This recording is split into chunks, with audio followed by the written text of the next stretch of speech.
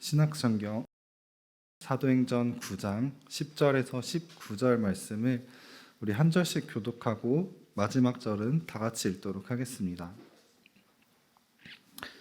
10절입니다. 그때 다메섹에는 아나니아라는 제자가 있었습니다. 주께서 환상 가운데 아나니아야 하고 부르셨습니다. 그가 예 주여라고 대답하자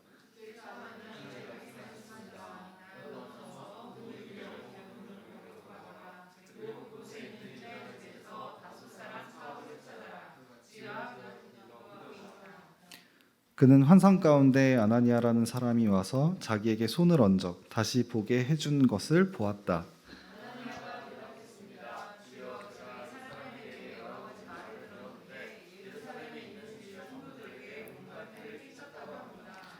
그리고 그는 대제사장들로부터 권한을 받아 주의 이름을 부르는 사람들을 모두 잡아가려고 여기에 왔다고 합니다.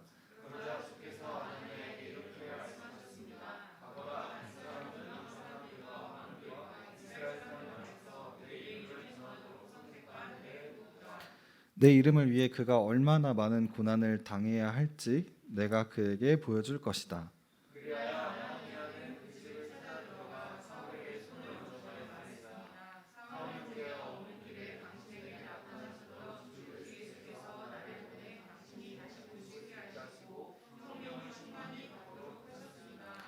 그러자 즉시 사울의 눈에서 비늘 같은 것이 떨어져 나가더니 그가 다시 볼 수 있게 됐습니다.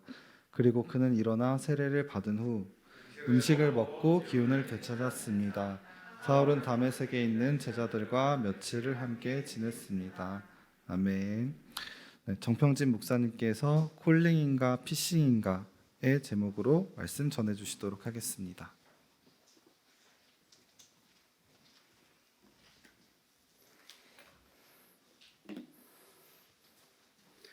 네, 반갑습니다, 여러분. 이제 또 한 주가 또 새롭게 바뀌었고 날씨가 또 벌써 이렇게 추워졌어요. 그래서 여러분들 감기 조심하시고 특별히 또 일교차가 크니까 뭐 낮에 좀 덥다고 반팔 입고 다니고 그런 뭐랄까요 무모함을 버리지 말고 겸손하게 내 몸은 연약하다는 믿음을 가지고 따뜻하게 입고 다니길 바랍니다.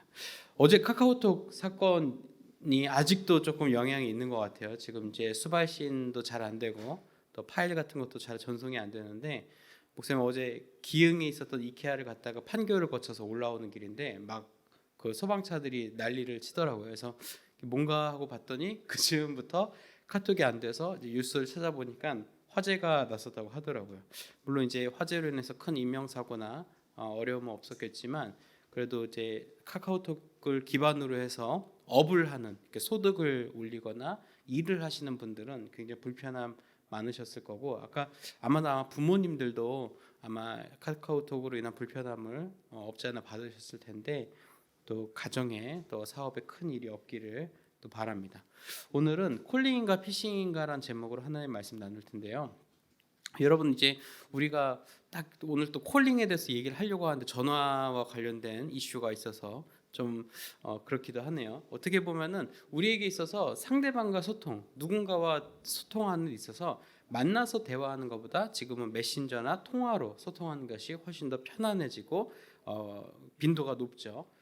사실 지금은 또 통화는 거의 안 하는 것 같아요. 통화는 정말 친하거나 통화하기에 적합한 그런 상황과 환경에 있는 사람이 아니라면 대부분 카카오톡으로 소통을 하고 문자로 소통을 하는 것 같아요.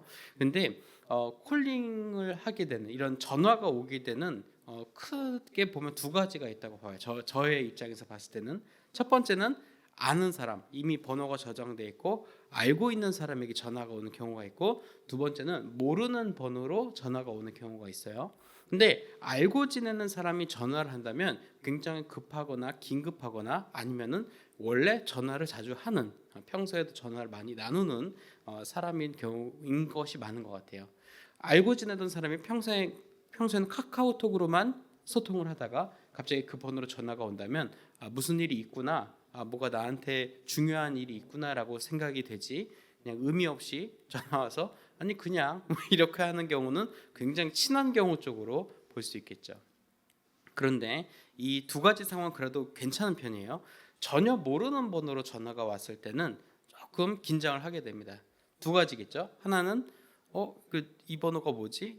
이 지역 번호가 이게 뭐지? 혹은 이 번호가 왜 나한테 오지? 라는 거 하나와, 두 번째는 이거 보이스피싱 같은 거 아니야? 이거 나를 또 이렇게 올가매려고 하는 거 아니야? 라는 생각이 들 수 있다는 거죠. 여러분들 모르는 번호로 전화가 오면 어떻게 하나요? 나는 일단 받는다.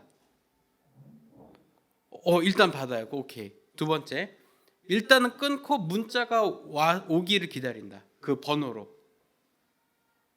그러지도 않아요?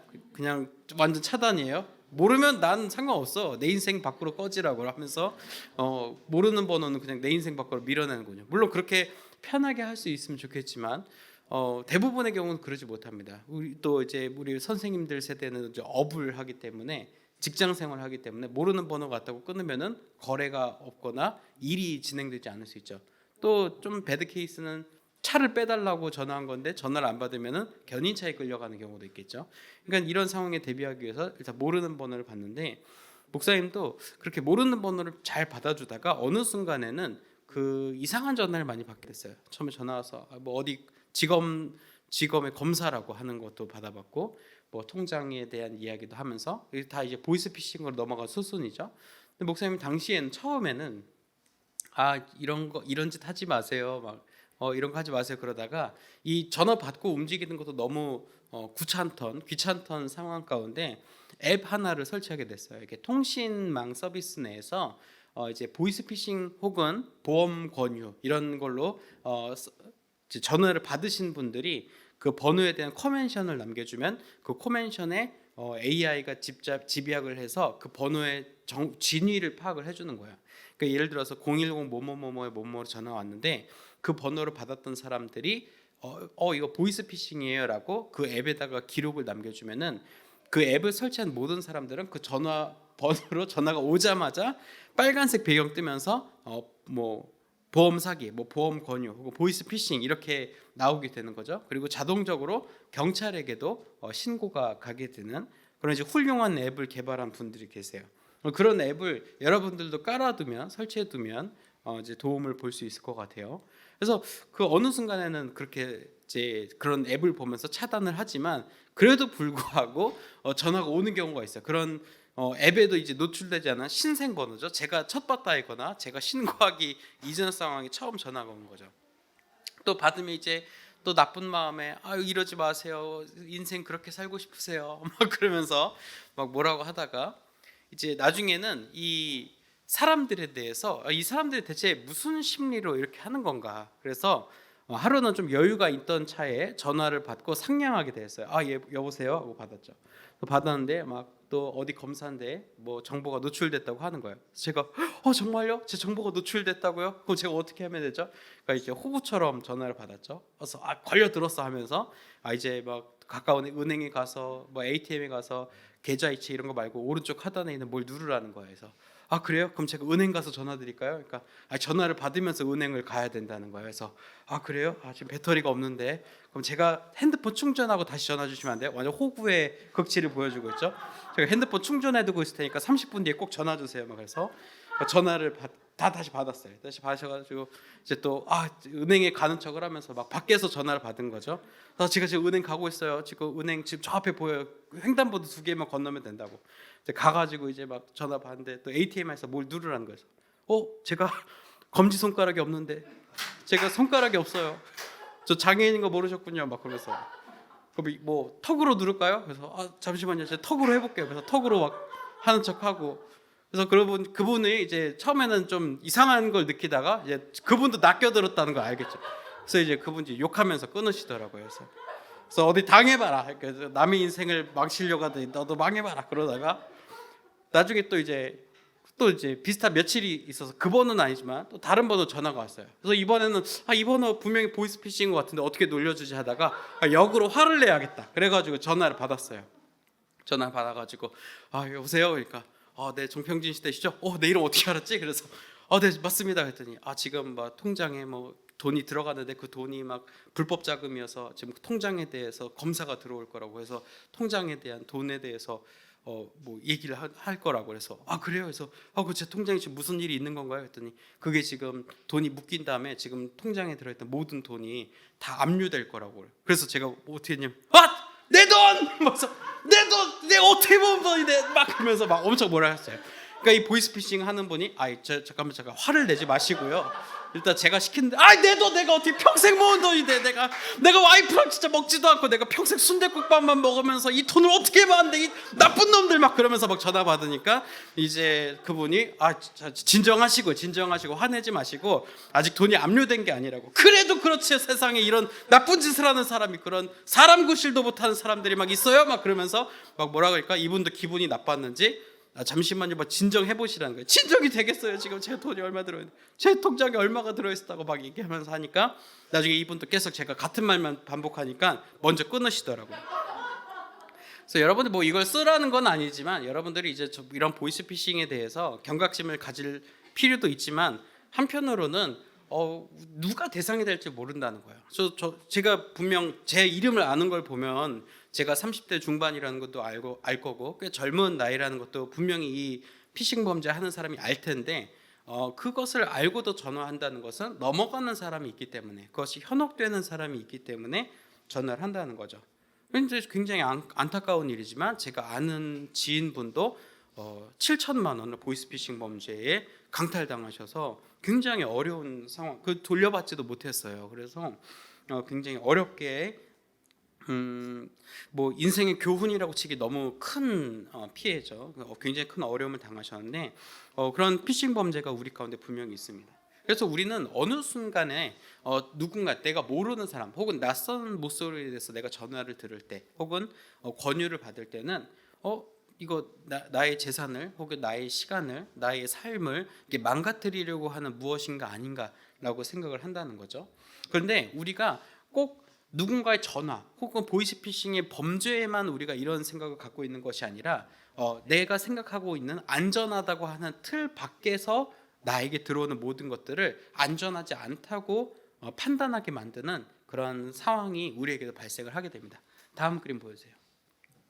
우리가 이렇게 계속 범죄에 노출되고 또 범죄 상황이 있다 보니까 이제는 내가 안전하다고 생각하는 상황 외에는 믿지를 않는 거예요. 신뢰를 주지 않는 거예요. 그 신뢰를 주지 않는 것이 상식적이고 믿지 않는 것이 상식적이라고 생각하는 것. 어떻게 보면은 내가 안전하다고 느껴지는 영역을 벗어나지 못하게 하는 그런 많은 것들이 우리 주변에 도사리고 있기 때문이죠.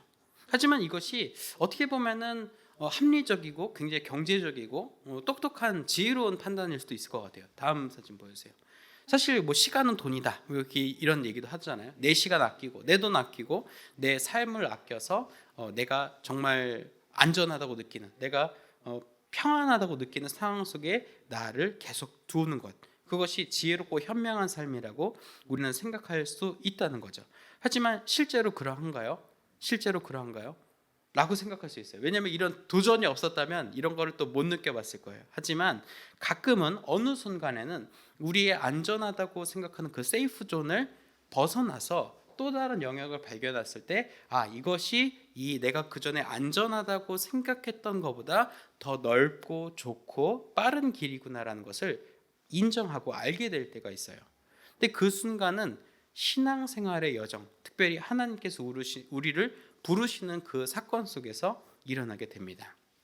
오늘 본문 속에는 사울이라고 하는 이 사람이 등장하죠. 여러분이 알고 있는 바울입니다. 이 바울이 처음 다메섹 도상, 그래서 다마스커스죠. 다마스커스로 가는 길에서 예수 그리스도를 만나게 됩니다. 당시에 사울이 어떤 일을 하고 있었죠? 예수님을 믿는 사람들을 잡아들이고 있었어요. 핍박하고 박해하고 있었죠. 그러던 중에 예수 그리스도의 신비한 체험을 하게 됩니다. 그래서 예수 막 이제 눈뽕을 맞은 거예요. 애는 그러면서 있는데 무슨 일이지 했더니 하늘에서 음성이 들리죠. 막 사울아, 네가 나를 왜 핍박하고 박해하느냐, 나를 이렇게 괴롭게 하느냐라고 하는 거예요. 누구십니까? 제가 그렇게 한 적이 없는 것 같은데 네가 핍박하는 예수다라고 하죠. 그래서 이 음성을 들은 이 사울은 거기서 그 자리에서 고꾸라지죠. 그리고 눈이 멀어서 이제 아나니아라고 하는 오늘 본문 속에 나타났던 하나님의 부르심을 받은 예수 그리스도의 파송을 받은 아나니아를 통해서 하나님의 계획을 듣게 됩니다. 하나님께서 아나니아를 부르시면서 사울에게 보내실 때 아나니아 처음에 주저했어요. 왜 주저했죠? 하나님, 제가 듣고 보니까 그 사람이 예수 그리스도를 믿는 사람들, 하나님을 부르는 사람들을 핍박하던 자라고 하더라고요. 그 길도 다마스커스로 그 예수 그리스도를 믿는 사람들을 잡아들이러 가는 길이었어요. 그 사람을 구해주는 게 맞습니까? 구원해주는 게 맞는 일입니까? 라고 물어보니까 하나님께서 무엇이라 말씀하시죠? 예수님 통해서 그 예수 그리스도의 이름을 위해서 이 사람이 당할 고난을 내가 친히 보여줄 거야. 그 사람을 내가 사용할 거야. 그 사울이라고 한 자를 내가 사용할 테니 너는 다만 가서 그 사람을 눈을 깨워주고 성령의 충만함을 받도록 인도하라라고 말씀하시죠. 그래서 어떻게 보면 이 아나니아도 이 상황에서 세이프티 존에서 나온 거예요. 그 사람 구해주면 안 되는데, 그 사람은 그냥 눈 멀고 장애인처럼 사는 게 차라리 나을 수도 있는데 라고 생각했지만 하나님께서 그를 사용하시겠다고 하니 아나니아가 생각했던 합리적인 판단을 벗어나게 됐어요. 실제로 아나니아가 그때 하나님 말씀에 순종치 않고 사울에게 그 시력을, 사울의 시각의 이제 저하 상태를 계속 방관했다면 어떻게 됐을까요? 오늘날 초대교회 부흥이나 우리가 읽고 있는 이 성경의 이야기들을 이렇게 경험하지는 못할 거예요. 물론 하나님께서 다른 방식으로 계시를 이어갔겠지만 우리가 알고 있는 사울의 이야기, 우리가 알고 있는 바울을 통한 교회 개척과 서신의 이야기들은 발생하지 않았을지도 모르겠습니다. 어쩌면 아나니아 역시 하나님의 부르심 가운데 순종했기 때문이에요. 나는 그렇게 생각하지 않는데, 나는 그렇게 판단하지 않지만 하나님께서 그렇게 판단하시기 때문에 아나니아는 그렇게 순종했던 것입니다. 그런데 사울도 마찬가지죠. 사울은 처음에는 이 사울이 사실 하나님을 믿지 않는 사람이 아니에요. 오히려 정말 말씀을 철저하게 이 성경책을 통째로 외우면서 철저하게 말씀대로 사는 사람이었어요. 근데 이 말씀에 예수 그리스도가 없었던 시기에 사울이 말씀을 공부했기 때문에 사울에게 있어서는 구약의 말씀, 구약의 하나님의 율법만이 중요했어요. 그래서 예수님이 자기가 하나님의 아들이다, 내가 하나님이다라고 막 나불대니까 저 사람은 진짜 이상한 놈이구나, 또라이구나, 그러면서 잡아 죽여야겠다라고 생각했겠죠. 그리고 그 예수를 따르는 사람들도 또라이 주니어라고 생각해서 다 잡아들이려고 했던 거예요. 하지만 실제로 사울이 예수님을 경험하고 나서, 예수님을 만나고 나서 어떤 생각이 들었나요? 내가 생각했던 세이프티 존, 내가 생각했던 안전한 지역은 사실이 아니었구나, 맞는 것이 아니었구나, 오히려 이것을 벗어난 그 부르심의 자리. 그래서 예수님께서 나를 만나주시고 나를 이 자리로 불러주신 것에 대해서 감사하는 인생을 그 이후에 살게 됩니다.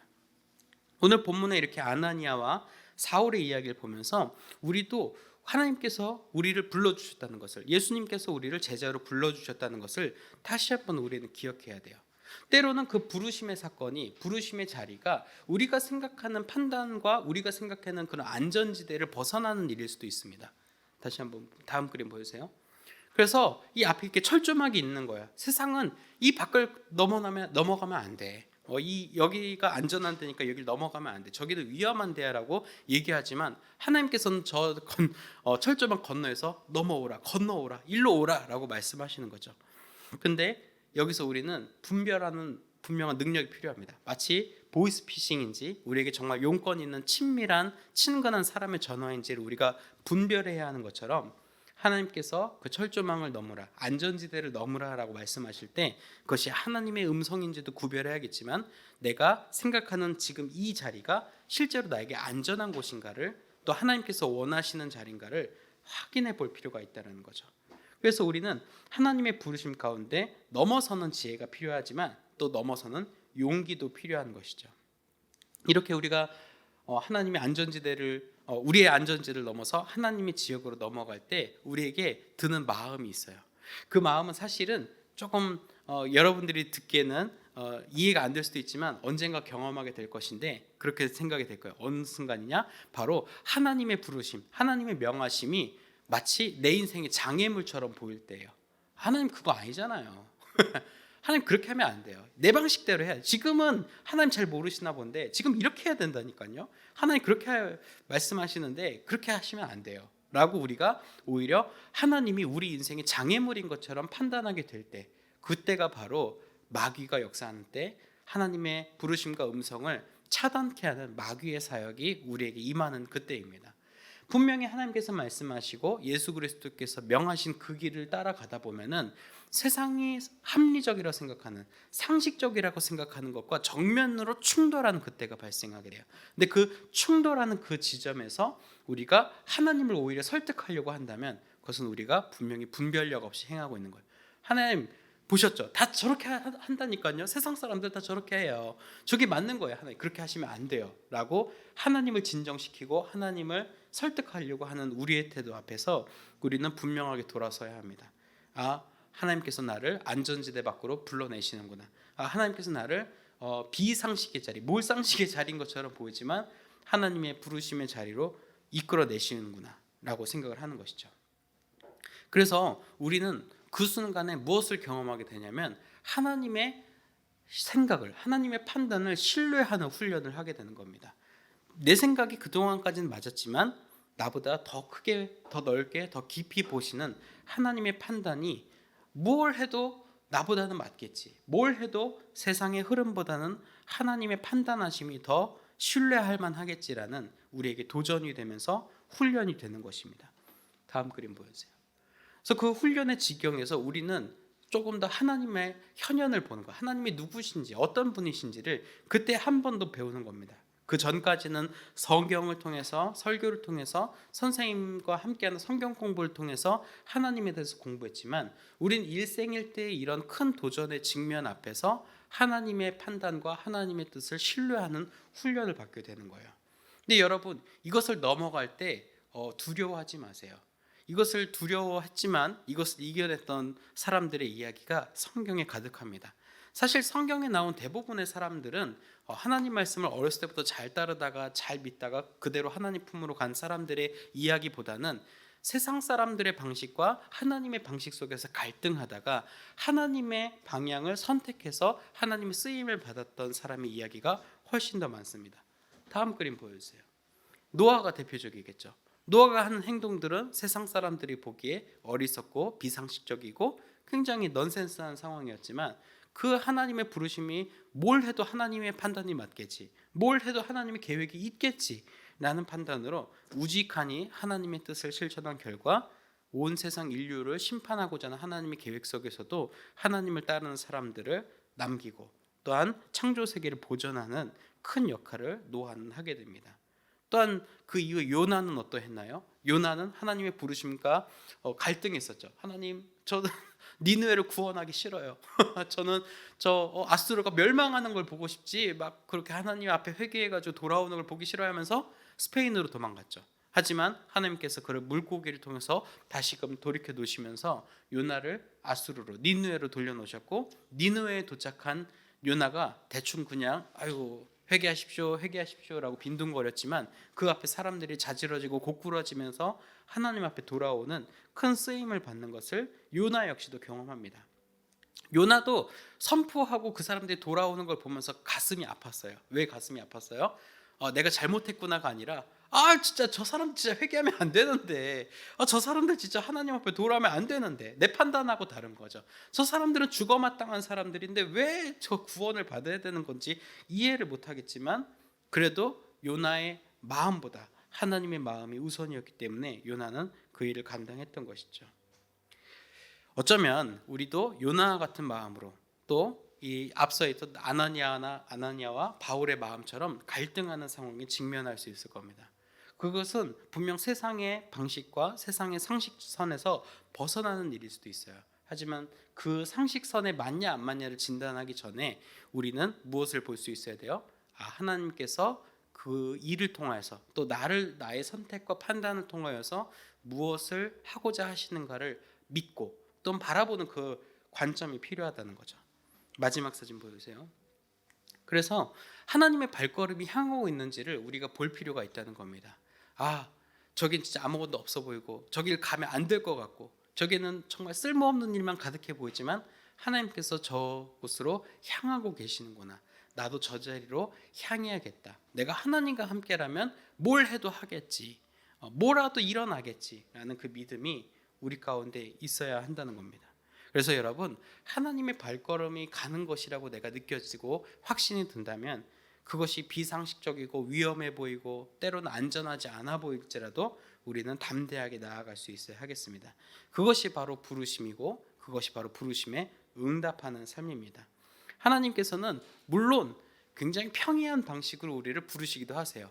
교회에 와서 교제하고 예배드리고 함께하는 공동체 식구들과 함께 교제하고 이런 상식적인 방식으로 우리를 부르시면 자리로 인도하시기도 하지만 때로는 우리의 학교에서, 때로는 우리의 가정에서, 때로는 우리의 직장에서 우리를 좀 더 하나님의 어려운 과제를, 어려운 도전을 우리에게 주시기도 하신다는 것, 그리고 그 도전 앞에서 우리가 어떤 선택을 하는지를 하나님께서 예의주시하고 계시다는 것을 우리가 기억해야 하겠습니다. 하지만 여러분, 그때마다 어떻게 하랬어요? 두려워하지 마십시오. 하나님의 부르심이 있다면, 하나님의 계획이 분명히 있다고 믿는 그 믿음이 있다면 우리는 나아갈 수 있고 그 가운데서 또 하나님의 놀라운 역사를 보게 될 것입니다. 아나니아가 알았을까요? 바울이 그런 사람이 될지. 또 바울은 알았을까요? 내가 이런 고난 속에서 하나님의 이름을 세상 가운데 드러내게 될지.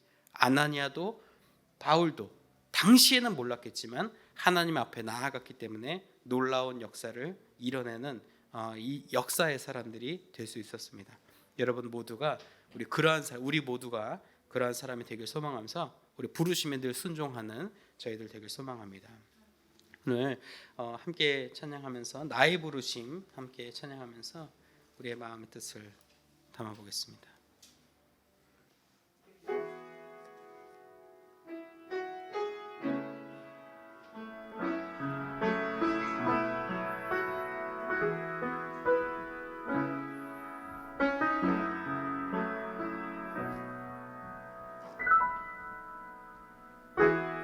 나의 부르심, 나의 영원한 소망, 예수님의 형상을 담은 것, 나의 목적, 나의 높은 부르심, 세상을 뒤로 주 위에 사는 것, 덮으소서 주 거룩한 품에 품으소서 이곳이나 속한 곳도 예수 이끄소서 주 얼굴 보기 위해 은밀한 곳으로 내가 나아갑니다. 나의 부르심, 나의 부르심, 나의 영원한 소망, 예수님의 형상을 담는 것, 나의 목적, 나의 높은 부르심, 세상을 위로하고 주 위에 사는 것, 덮으소서 덮으소서 주 거룩한 품에 품으소서 이곳이나 속한 곳도 예수 이끄소서 주 얼굴 보기 위해 은밀한 곳으로 내가 나아갑니다. 나의 부르심, 나의 부르심, 나의 영원한 소망, 예수님의 형상을 담는 것, 나의 목적, 나의 높은 부르심, 세상을 뒤로하고 주 위에 사는 것. 아멘.